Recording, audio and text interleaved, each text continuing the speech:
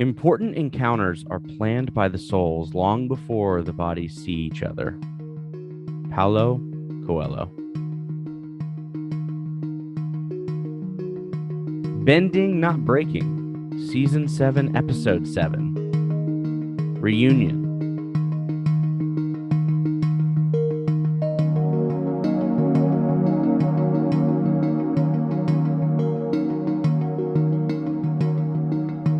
And we're back with another episode of Bending Not Breaking. I'm Sunshine. And I'm Ben. And we are chatting more Legend of Korra, Season 4, Episode 7, Reunion today. Reunion. What a time. A lot of reunions happening in this little story. Korra's back. Korra's back. She's jumping back into Republic City. That's right. It's a big deal. Mako's throwing hissy fits left and right. Oh no, man. I didn't have too much of a problem with Mako in this episode, surprisingly. He's fine. It's just one of those moments where you're just kind of like, dude, like, read the room. Like, come on. Come on, bud. It's not about you. It's not about you right now. I get that response. So here's it. It's a very real response, but we'll talk more about it. We are talking this episode through a lens of connection. We've talked about connectedness, but that was in like season 1 of our show. And so it's been a while. So defensive point. But yeah, I think we have learned a lot since then, and it would be really interesting to kind of talk about connection and figure out what we can learn from this episode. Yeah. So, what is connection? Let's start there. Yeah. So this is one of those things where I have a hard time not going back to Brene Brown for this, because my favorite definition of this comes from Brene. And she defines it as the energy that exists between people when they feel seen, heard, and valued, when they can give and receive without judgment, and when they can derive sustenance and strength from the relationship. And I think that holds up really well in the context of the metaphor of connection in this episode as well. So yeah, I think it's really difficult to not think about connection for me without that definition in mind. Well, Webster would say, yeah, Webster, let's do it. A relationship in which a person, thing, or idea is linked or associated with something else, which I think that's it. There, like, connections between, like, there's literal connections, right? Like your Wi-Fi connection, like inanimate objects have connecting things, pieces through them. I think a lot of times we do think of this through, like, how do I as a person connect with someone else, in the many different facets that can happen. But then, like, you can also think like Legos. Yeah, like, and I think that's really helpful to reframe too. But because for me, if I expand on Brené's definition, it's not just the energy that exists between people, right? It's the energy that exists between me and another thing. And I think, another way I think about connections is one of my strength finders is connectedness. Mine too. Thanks, Clifton. And the way that I kind of grapple with that, and the way that I see that manifest in me, is I make connections between, watching X scene on a TV show and this moment that happened in my life. And I see a connection between those two things, and how, like, oh, wow, I could learn about how this moment relates to this thing that seems like completely, like, who would connect that dot. And in a way, I think that we can connect things often. And so sometimes those are looser connections and sometimes they're stronger. But, how do we connect dots between seemingly distinct ideas? And I think there's connection to consider there too. And then the other thing I'd lift up there is, like, cause and effect, right? The connectedness between events and things and decisions, and the consequences are all, like, how events can be connected to each other, I think is also important, right? So yeah, and a lot of researchers would be like, well, we can't say that there's a connection there unless we test it again and again and again. But then there are people who have this just instinctual understanding of, no, that is what caused this. Mm-hmm. I think we're going to see that in this episode too, where people rely on instincts that people can't really explain, but it's based off of like our body's experience holistically over time has given us the wisdom to be like, that seems strange. I'm going to follow that guy who's walking towards that truck. And I think that Yeah. that's a really interesting way to think about connection also. Mm-hmm. Absolutely. All right. Well, we'll jump into the episode, but before we do, 30 seconds on the clock for you, Ben. It's my honor. It is your turn. I'm excited that you're excited. I'm always excited. What do you mean? It's my favorite. What are you talking about? I love this. 3, 2, 1, go. 30-second recap. Yeah, so Korra and Naga hug it out, and Tenzin gets straight down to business, and then Bolin and Varric get trapped, and then Korra and Asami flirty flirt, and then woo down, and then the trio chase the truck down and lose Woo again, but Korra connects to the spirit vines and tracks him, and then prisoners plot Halfway there. and Bolin, and then fight their way through, and then the trio saves Woo on a moving train, and then jumps off and airbends into safety, and then Bolin and Varric hop on a boat after escaping, and then Kuvira to harvest the banyan tree vines because she's the worst. Kuvira's the worst. Yes. Yeah. Well done. Give yourself a pat on the back. I'm just gonna go ahead and pat my thumb on the back right now. Here we go. Yeah. So let's jump right into it. Where are moments of connection? There's a lot. I like. Let's just go straight to the beginning though. Like, so Korra and Naga. It was the first thing. I was like, oh, is that too on the nose connection here? Like, a little hug. I think what's interesting to consider is what's not on screen versus what is, and to think about Korra being away from Naga for so long is really interesting. Yeah. Like when we have, and it's not just Naga, but like all of her community, right? She distanced herself from these connections that she had built up, and Naga's one of them. And what we see is Naga being probably the best at receiving Korra back of, I love you, let's hug it out, and will you play with me? Right? And there's no judgment coming from Naga. And I think that's why pets are often really great things to be connected to. Yeah. You think about the pets that you have, and if you go 6 months, a year, 3 years without seeing them, especially because the sense of comfort that connection can bring, the sense of familiarity, and even if we're not talking pets, like there is such strength in connection with people because of those things, right? We know that a lot of healing takes place in moments of safety and comfort and community. Yes. And so, any type of relationship coming back, us being really good about how we respond to those things. And this is partly, like there's good ways to do it. There's bad ways to do it. There's times to kind of rumble with the tough aspects of someone being gone for so long. But how we initially show up in that moment of welcoming and can be a super beneficial thing, but it can also be hard, especially if you feel burnt by the person maybe you haven't been hanging out with for a year or 2 years or 3 years, right? And so creating those moments of welcome, that sense of safety, isn't always easy. Yeah, no, and I mean, and let's not beat around the bush. Like, let's talk about Mako, right? Because that's exactly what I'm describing here is, they go out to eat, they try and catch up, and they're under the guise in the beginning that like, oh, Korra's back, everything's great. But Mako's hurt that Korra didn't write back. And when he finds out that Korra has been writing Asami, he's a little burnt, in your words, right? Yeah. And he has a very interesting response to that I really empathize with. Yeah. Right? If I found out that someone who I thought I was close with was writing our mutual friend, but not me, in that moment, I would be hurt.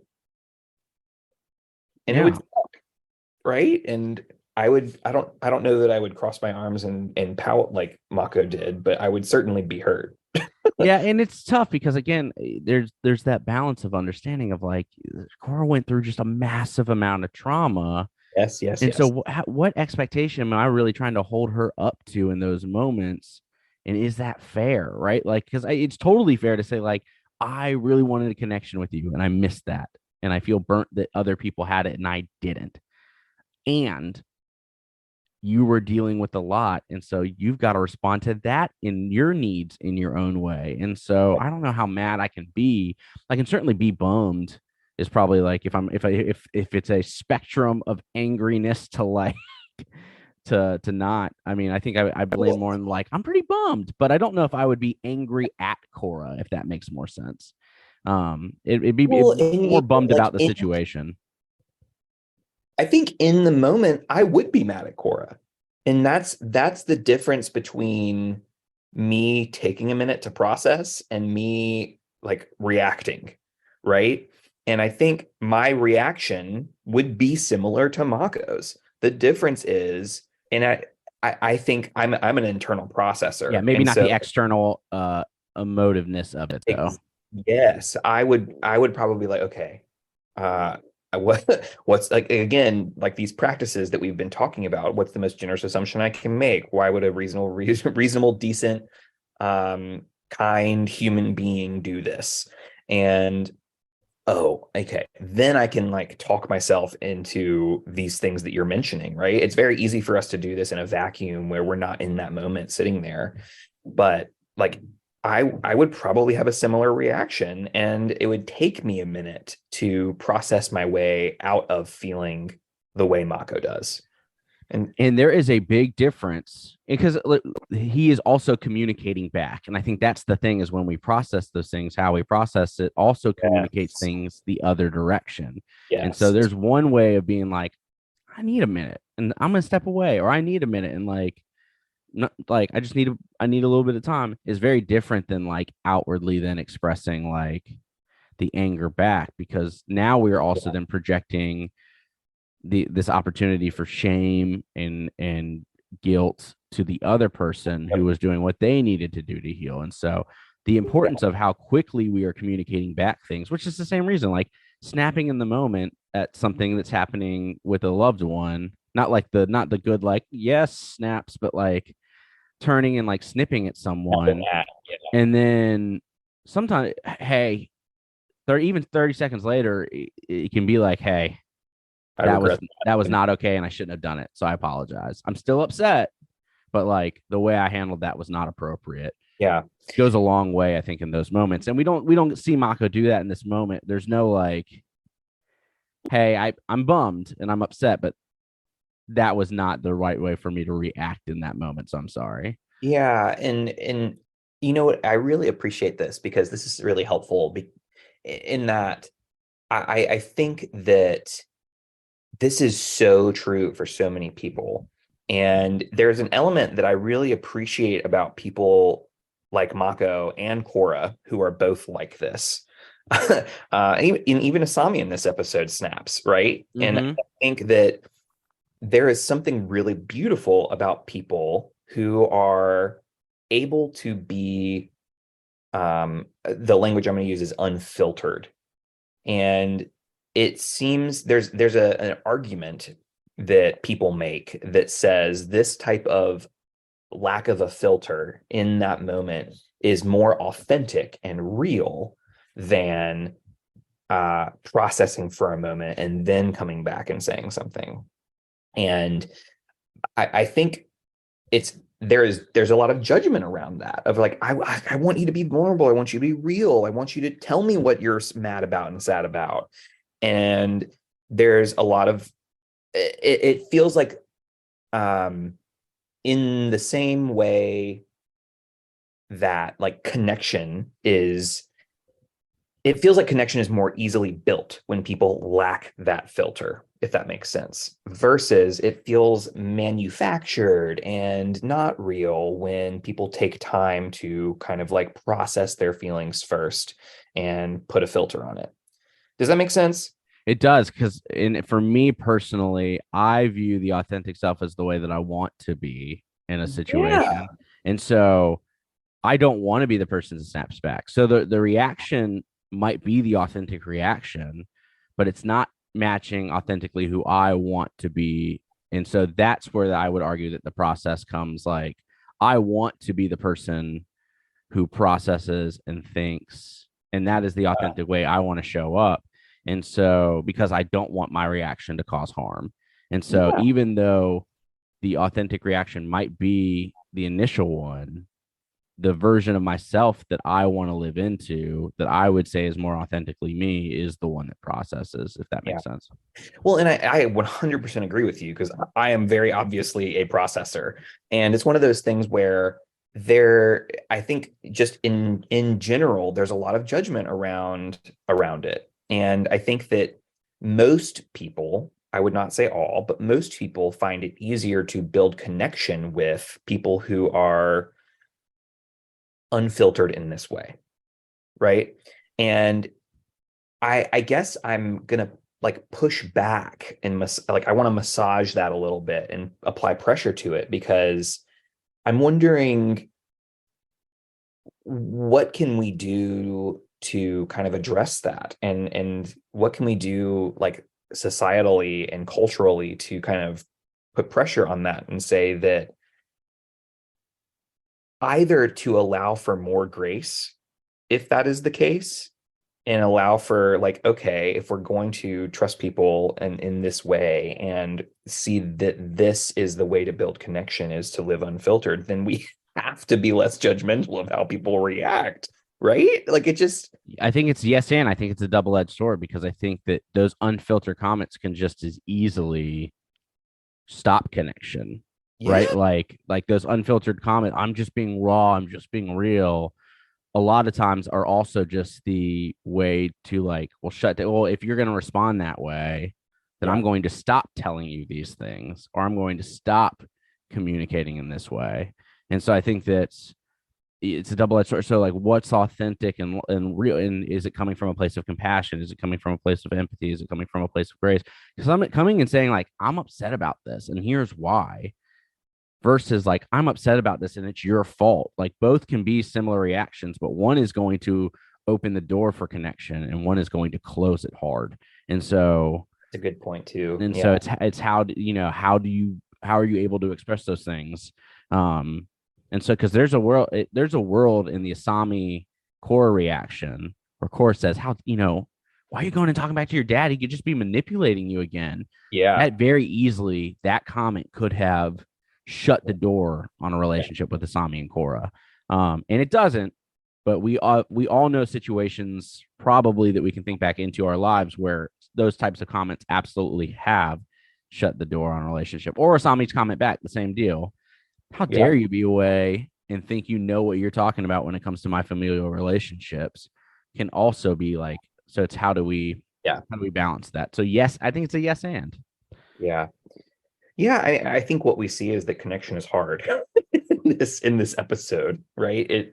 We see that connection is not easy, but I think what we also see is that connection in and of itself is what gives people insight into one another, and it is a trust builder. Like you cannot, I guess you can, but it seems as though trust depends on the connectedness between people, right? And one can trust without connection, but I think that trust is more easily built when there is a solid connection, right? That seems, I feel like we see that. Yeah, I think we do. And it's an interesting thing because I'm already now jumping to think about um Bolin and Varric and What working an with these awesome. refugees, right? So, I loved watching. Again, Varric has been surprising this whole season, but and he has moments where he reverts back to normal Varric, right? Like, yeah, let's go, we're out, let's go. And Bolin has to be like, no,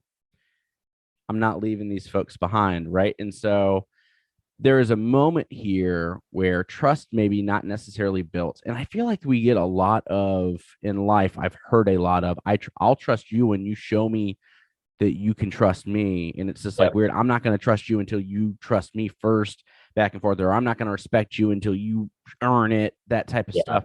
At somewhere in that line and logic, if you're using that logic, someone's got to trust or someone has to respect first. before first, right? So if Yeah, everyone's got that line of logic of I'll trust you when you show me that you trust me, or I'll respect you when you respect me, someone's got to do that first. Yep. And so I think that's the challenge with that. So that's like, we see that Bolin is making moves and saying like, no, I'm going to go do this. Like he could have bailed. Um, but that's, we kind of see that interaction throughout the course of them. Like, they kind of get to this point where Bolin's the first one to drop and say like, Yeah. hey, cool, we're all on the same side, right? Like we're all doing this together, right? Yeah, what I like, Bolin shines in this episode. He He does. does. And this moment at the very end when this group of prisoners is still fighting Kuvira's lackeys, and he's Baraz says, "You didn't have to come back," and Bolin's like, "Yeah, I kind of did." That moment shows me that Bolin sees the extent of what he has done by being with Kuvira and being on Kuvira's side. To me, that's what that communicated. It wasn't that just the connection that he made with this group of people, right? That kind of fed that. It was the fact that he realizes that he has been contributing to this for years now. And that's what I sensed. I might be wrong, but there was something about like his voice that really communicated that to me that I found to be really endearing. I think he's starting to see like it's the moment where he realizes like, what do you mean that's not happening at that camp or like, Yep. and then they're like, yes, it is. And so that's where you see the wheels start to spin of like, oh, I have been causing harm or I have Yep. been complicit in this. Which maybe that's the reason he turned around instead of just a sense of connectedness to people.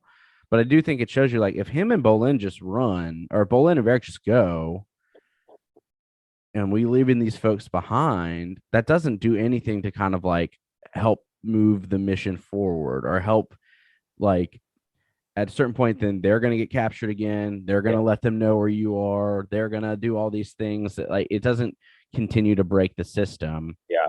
And so for us, it's what that looks like to me or what I think about is like, oh, that doesn't affect me. I'm not trans. That trans bill doesn't affect me. Yes. Um, that's not the case, right? Yep. Like that's not true. And so when we see attacks on the most marginalized in our communities, like it's you got to be Bolin and go back and be like, how can I support in this moment? Yeah. Um, Well, and so how it's mind blowing to me to think about just the amount of gender affirming care bills that are out there over like 450 nationwide in America. that will affect cisgender straight people that they don't realize will affect them.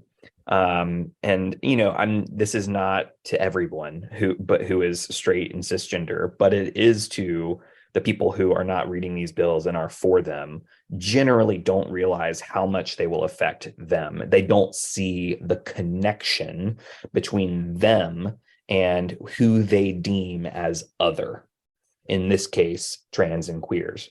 And so I think that it's really important for me to think about how am I connected to, right? Because there's always connection. And if we fail to see it, we will act in ways that continue to distance between rather than recognize that we are connected. So yeah, I like 100% agree with you here. And if we zoom in on Bolin and Varric a little more too, there were some like smaller details that I really enjoyed. One of which was there's a look when they're about to get into a fight with the prisoners that they both have this instant connection that Varric knows what Bolin is going to do. They know how they're going to react. Varric is not a bender, but he knows Bolin. And so what he does, they make eye contact, and then Bolin acts and like shoots a wave of earth under the like in the ground, and Varric like knows to jump and knows what to do without any conversation. And there's this thing that happens between people that know one another really well, where there's almost a sense of mind reading. And this was a really interesting example for me because they've known each other, they've been working together for years at this point, and all it takes is a look. And I love relationships like that, because there are so many times where, with even between you and I, we'll be in the same room and somebody will make a comment, I'll look right at you and you'll look right at me, and we know exactly what the other person's thinking. And it just, there are moments like that that are really interesting and representative of connection. And I'm did you notice that moment? Was that something that you Yeah, it's their relationship's always been weird, similar with Varric and Julie, because you don't know all the time if Varric's doing it out of connection or out of personal gain. And so sometimes there's these moments where it's like, does he really excited for Bolin, or is he really happy, or is he happy that Bolin saved him, or is he happy that, like, his life gets to continue in the way that he wants. Yeah, people hate playing board games with us. That's why, like, that's because of that exact reason. But ultimately, that it's always a good feeling to feel like you've got that partnership with someone. And I think that's, community grows on a certain level, and we like, there's always times for different sizes of community, right? Like, I love going to concerts with 250 people. I don't Yeah. love going to concerts with 3,000 people. Like, that's too much for me. I like a book club with 4 people. I don't love a book club with 40 people, right? So, like, Much talking. there's levels of connection that I think really exist, and so that one-on-one connection, that partnership, can feel Yeah. really, really good at times. And feel like that's what's necessary. But then you expand that, like, Bolin and Varric could not have made it through those gates alone, Yeah. right? Like, Yep. and so they needed a little bit more of that partnership. So, but to your point, yeah, those are really, any moment of that where it's just like the beautiful moments of connection, which can happen so on such a minuscule level Yeah, they're sometimes that, like, fleeting. we don't even recognize them. Mhm. But, like, almost like anytime you and someone, the jinx game, right? Anytime you and someone say the same thing at the same time without thinking about it, like, I really like those moments in life, because it's Yeah. just like, oh, we were both just for simultaneously in it for just a Yeah. brief moment, but both of us existed in that moment together, and it's really nice. Yeah. Um, and so those moments are really cool, and I think that, like, yeah, take stock in those in your own life when those happens, because those are little cup filling moments, I think. Um, so Yeah. hopefully they aren't happening while you're being attacked or fighting Yeah. in violent situations, but yeah, But even but if they maybe are, yeah. take stock. For sure. So What other moments of connection do you want to lift up? yeah, I want to talk about Prince Wu for a minute. Yeah, he's not super connected to the core three there. Uh, But you know what this episode really shows me is how much he craves connection.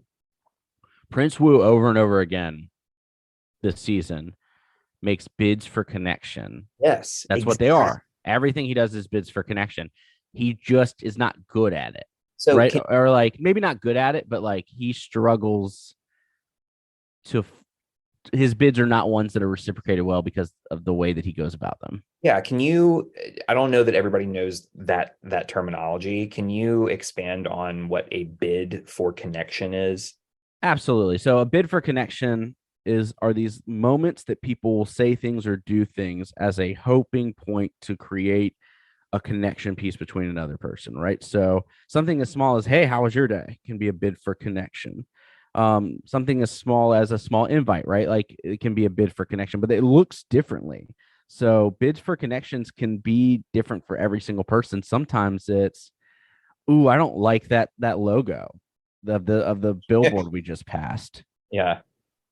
Like, and those are the ones I think go under the radar, because a lot of times those are the ones that are missed. Hmm. I don't like that logo. Okay. Yeah. Like, Like, all right, misbid for why'd you say connection. that? Yeah. But sometimes that's the way that people have either learned or been conditioned to make bids for connections, because that's how that has happened with them in the past. But they don't resonate, right? Because typically, I'm not going around saying things. Hopefully, typically, I'm not going around saying things like, "Oh, I don't like that. I don't like that. I don't like that. I don't like that." And so when someone makes a bid for connection in that way, I typically miss it or don't Yeah. engage in it, because you don't. Sometimes you don't want to, like, encourage certain bids for connections. I think of kids all the time, right? A lot of times a crying child is a bid for connection from that Yes. child, right? And so sometimes you go, I don't want to engage. I had a moment yesterday where I was hanging out with like a cousin, you super young cousin, like 4 years old. And he was like, sit here next to me. I didn't really want to encourage that type of like Yeah. you getting to dictate what I do with my body. And so I was like, I'm not gonna sit there, but I will sit here. Like, Mhm. is that okay? Can I sit here in this seat instead? Because I don't want to sit in that seat. And he was like, okay, yeah, sure. Right. So like you see that there's ways to kind of navigate that. Prince Wu is not necessarily engaging in bids for connection that resonate or are positive ones that they want to reciprocate. And so it typically doesn't happen as much. Yeah, and so just to expand on this in terms of metaphor, a bid I think helps here in terms of thinking about gambling. Like I am anteing up and I'm putting something in the pot. And another way to think about it is this is my demonstration of vulnerability. And you can either choose to call that bet, Mm-hmm. right? Or you can raise it, right? But thinking about in terms of like a what how much vulnerability am I putting into the pot? And some people will make a bid for Mm-hmm. connection with like one chip.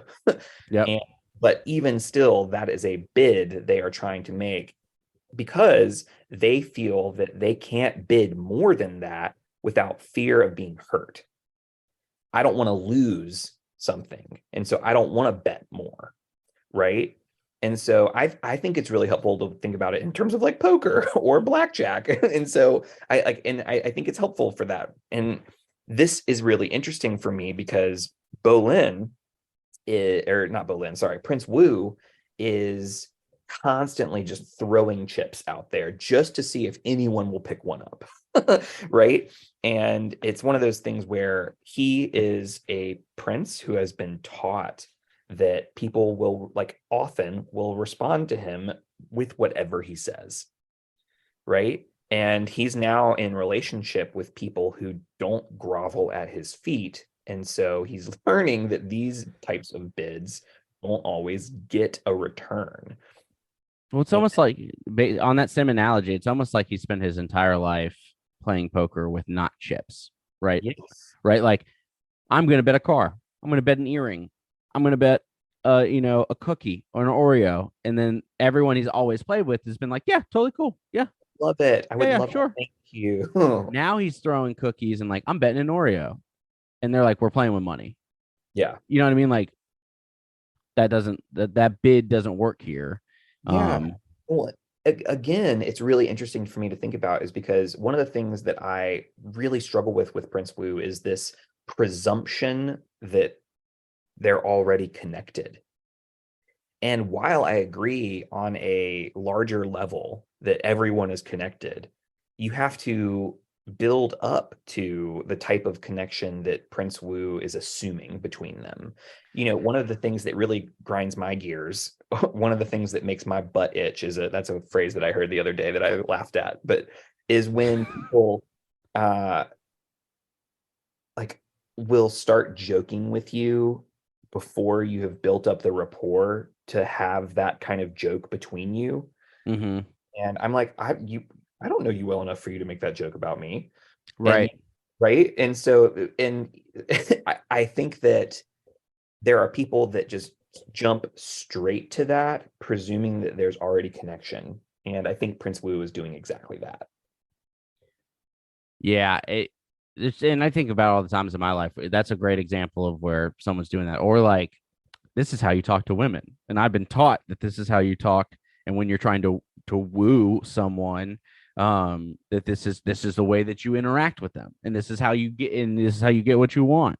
Yep. And he's doing all of those things, and it's just like that's not.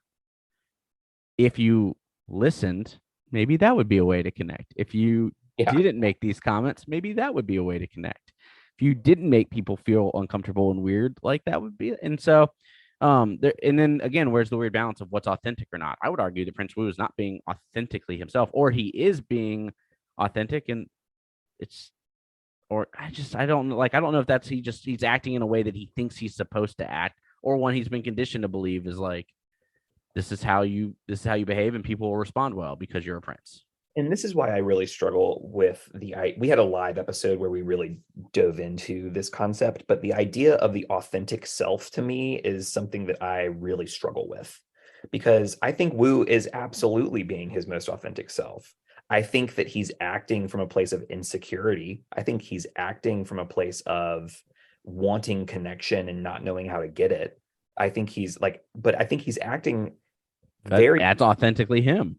that's who he is in this moment. Yep. It doesn't mean it's who he wants to be. It doesn't mean that this is something that he will be in at the end of the series, but it is who he is in this moment. And I think that's, I really struggle with this idea of like having a true self at all, frankly. And that really, that's hard that requires more conversation than we're willing to have in this moment. But It's longer than an hour long episode. yeah. Anyway, I digress. But for Prince Wu specifically, I hear you. I think what this is coming from is a place of, I want to be loved, I want to belong, and I want to feel like people care about me. And this is how I know how to do it. And it's not working and it's not landing. And I think he's learning from the process. Yeah.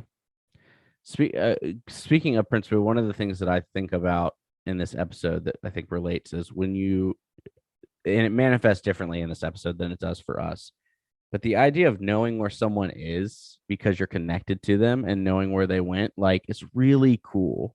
Yeah. Hey, when someone's upset, where do they go? They go to this coffee shop. Yep. Like, isn't it cool to like know someone that well, or to be known that well, that like someone can say, hey, I know that this bothered them, they likely went here, right? Like, or this is their favorite place. So yes, it manifests in Korra touching the ground and using the ground to figure out where Wu is. And Wu didn't choose to be where he's at, like in the train and all that stuff. But there is kind of a power to being known and knowing someone that well, that you like, you know where they are and what they're thinking. And that's, we kind of lifted that up earlier, but I like that moment. Well, and I think what's really beautiful about this too is when we at the very, very beginning, we were talking about how if we presume that Brene Brown's definition is helpful and useful, then the energy that exists between people, right? And Korra in the spirit world, being able to tap into spiritual energy, is she has a way, in other words, to tap into connection itself, right? If we extend the metaphor of spirit energy into something that is like, if connection is the energy that exists between people in Brene Brown's language, then this spiritual energy is that in a way. And so Korra is able to tap into that, which suggests that we have the capacity to tap into that energy. Yeah. And so if that implication exists, that means that when we are connected and we can see the connection between people, then we are also able to make those connections and be able to find people as well. Because I can think of so many times where I've had someone that I feel really connected to that I'm like, yeah, they're probably there, but I don't recommend checking on them until they get back, because they probably went there not to be found. Right. Or I'm saying, yeah, they probably could use someone to talk to. They've had a chance to process, and they like to, you know what I mean? When you are able to start making assumptions about people and be correct, but also have the grace to realize that you might mess up. Yeah. But yeah, I definitely love this concept. I also think, and forgive me for ranting, but we are in, especially in the United States, a spiritual crisis. I think that connection is a spiritual thing. And like, this gets into why I went to divinity school, right? We are in a spiritual crisis. And the key to building, belonging as a practice is honing and maintaining and cultivating our belief in the inextricable connection and connectedness between people and between others, right? Not just people, but between like creation. And I think that that connection, the flow, the spirit that flows between us and every human is like, I don't think we can break that. However, what we have noticed due to the continued like separation by ideology and faction, is that the belief in that connection is constantly being tested and severed. And I believe that belief is really the struggle here, because the connection piece is that we can't not be connected, but our belief in that connection can be destroyed. Yeah. And a lot of this stems from Brene Brown's Braving the Wilderness book, which again, one of my favorites that she wrote, and that's probably saying something. But I think that this is a spiritual crisis, frankly, that we are in, because again, using this metaphor for us is like the spiritual realm is literally tapping into the energy that connects us. And I think that connection is that for us. And so anyway, I digress. I'm done. That's a lot. No, and it's the moments that we see that restore that belief in this episode, right? So Bolin going back is a moment that restores that belief in that connection. Them taking the time to find Wu, belief in the connection. Moments of being reunited, and we see like Korra feeling like a failure as her and Opal like return to Republic City, and them connecting on not feeling like they're good enough.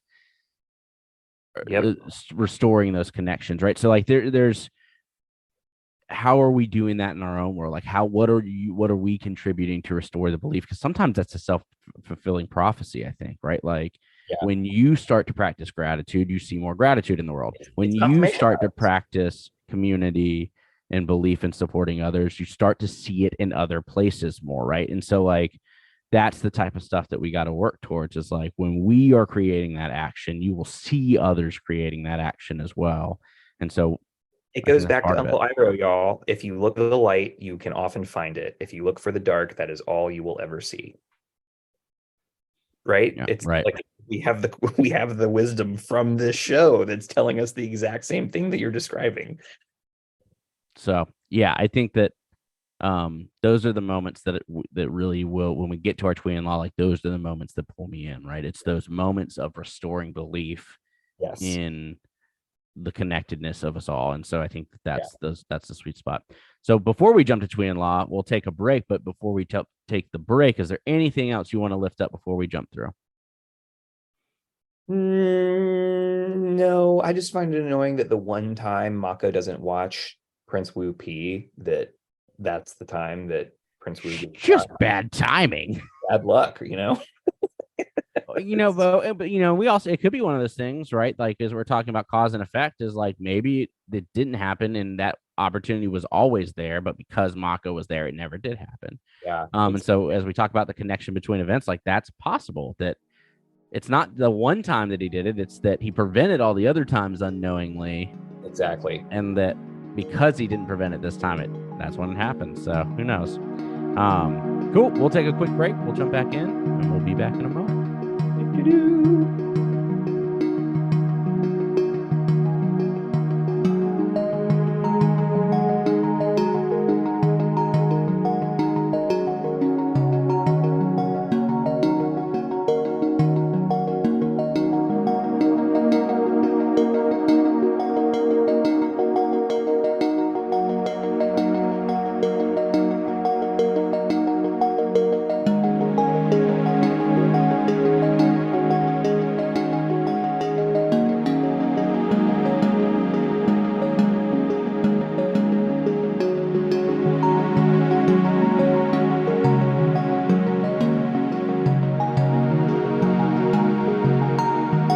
And we're back from our little break. Talking Twee and Law, what is pushing us away and pulling us in to this episode. So what are some moments for you, Ben?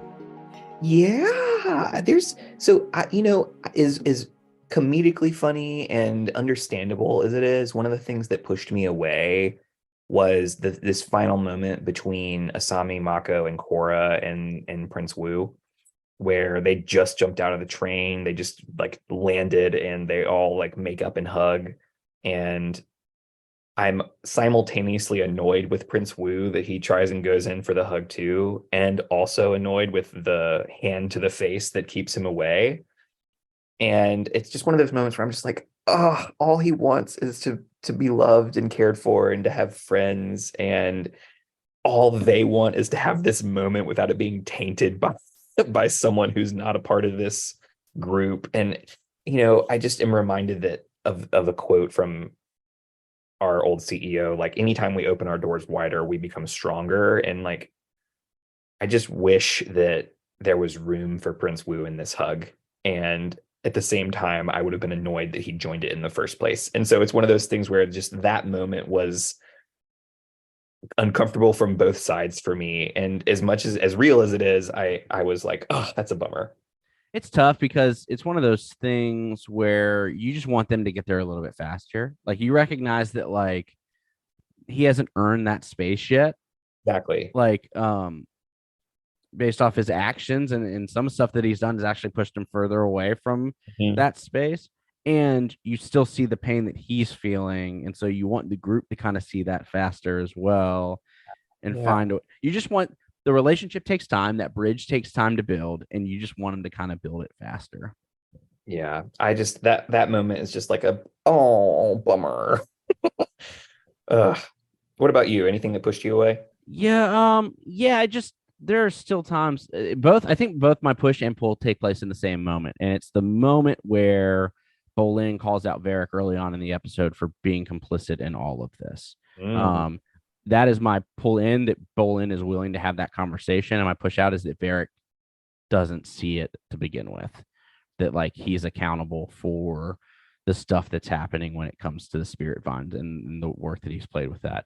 And I think because Bolin is willing to call him out is why we see Varric turn in future episodes and be like, no one should have this. Like this isn't what it's for.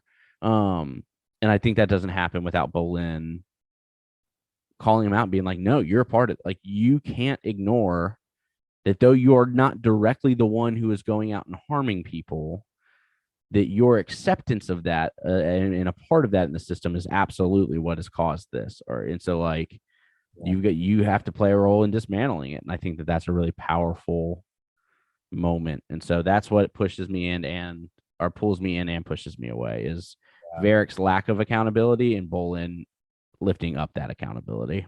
Yeah, no, I really appreciate that. I think that that's a important moment. It's like Bolin's kind of flipping out and having this motivational speech, and Varric's like, "Man, that's why I have you in movers." Like, Right. it's just You're like, just like, dude. bruh, yeah.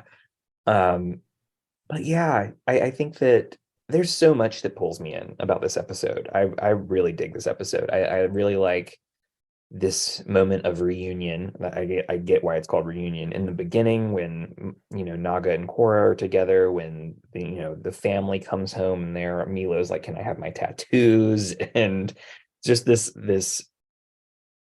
the reality of them being in relationship with one another is very apparent in this episode, and I just love watching the relationship happen. So I was pulled in by a lot of those moments, and I'm a sucker for all the hugs. So I love it and I appreciate it. So that's what pulled me in. Nice. All right. What are we we're going to devotion. And we Devotion, are looking at it through the lens of Earth earth, and um connection. and Earth connection. and connection.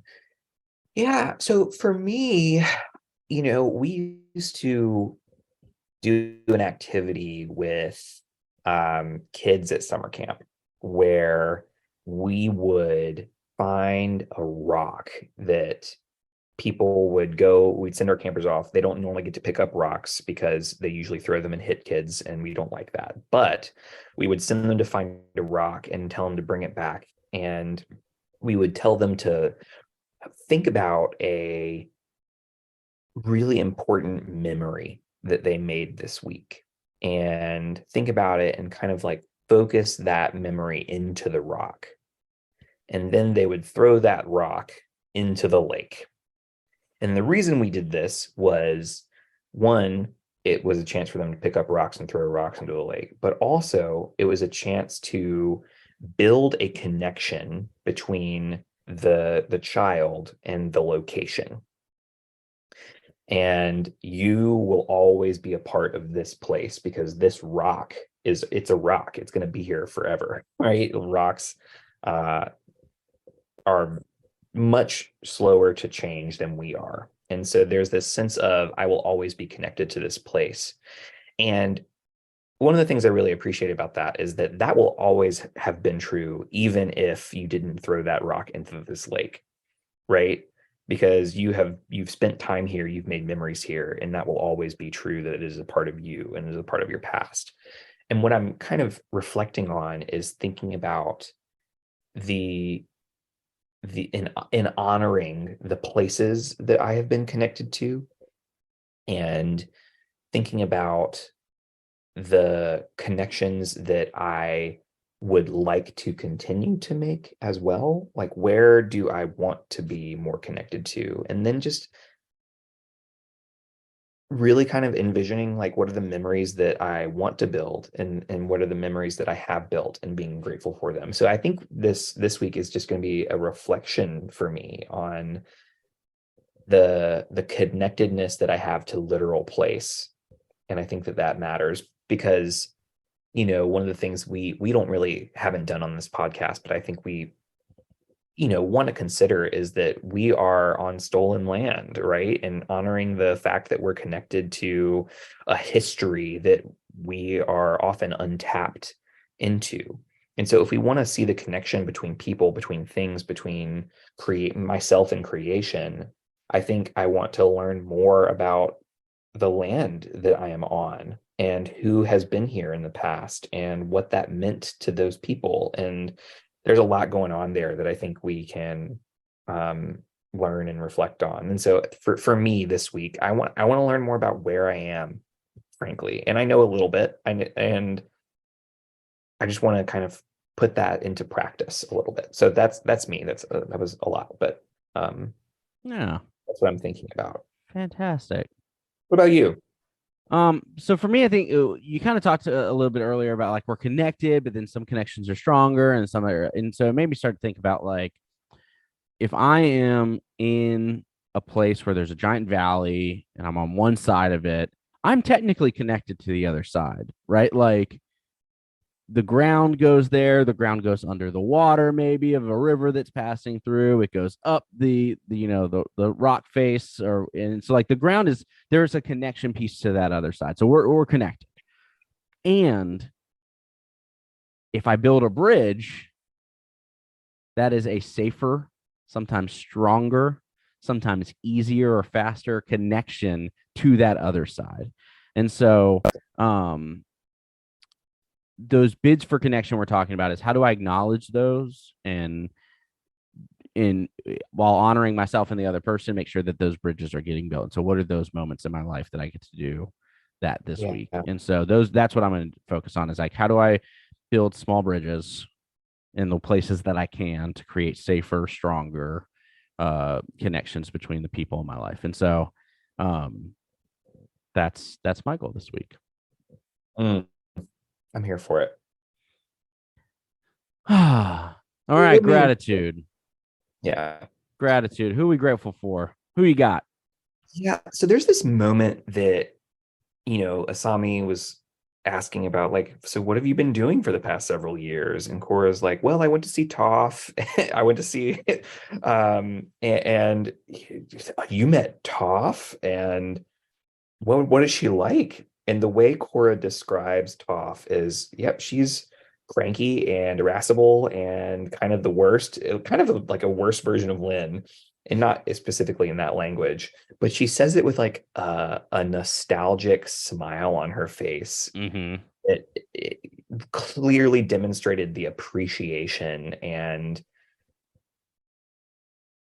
like just admiration she has for Toph.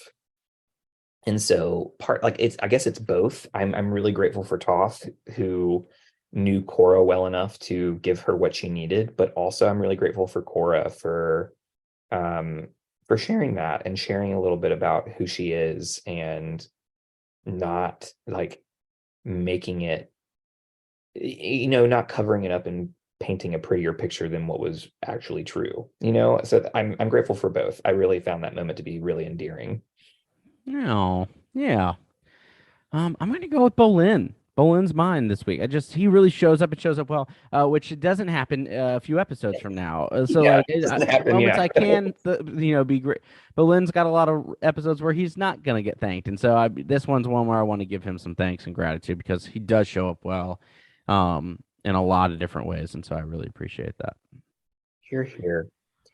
Well, we did it. We Another episode in the books. done it. 7 down. Few more to go. Wow. Only Yeah. a few more to go. So, follow us on all the social medias, B&B_pod. That's Twitter, Instagram, TikTok, uh, Substack, where Ben's doing some writing on some Avatar episodes. And check us out on Patreon because we're doing live episodes still and giving some bonus content there. And so check us out on Patreon if you feel so inclined to do so. Anything else before we want to wrap up, Ben? No, I've been struggling staying connected to that practice because it's exam time, but I'm still doing it. So don't think I'm not doing it. Take the time you need. That's Exams right. can be hard. I'm Sunshine. Ben. And this has been Bending Not Breaking. Thank you for listening. Bye-bye.